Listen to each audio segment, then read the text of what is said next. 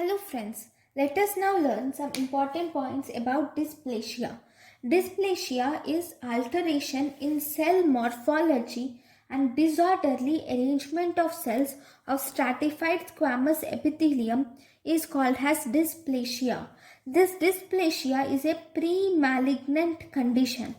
So if you see, this is a normal stratified squamous epithelium, and here it has undergone some changes. If you see, the size of the cell, the shape of the cell and polarity of the cell is varying in these cells.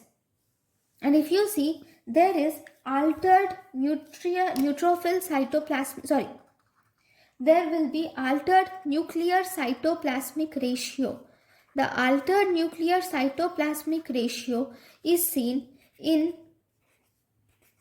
dysplasia. It is increased in cells of dysplasia, and the nuclei here has more chromatin, and that is hyperchromatic nuclei are seen in these patients with dysplasia, and there is presence of mitotic figures are seen in these cells. So these are the changes which you see in dysplasia. So thank you guys for watching my lecture. Thank you.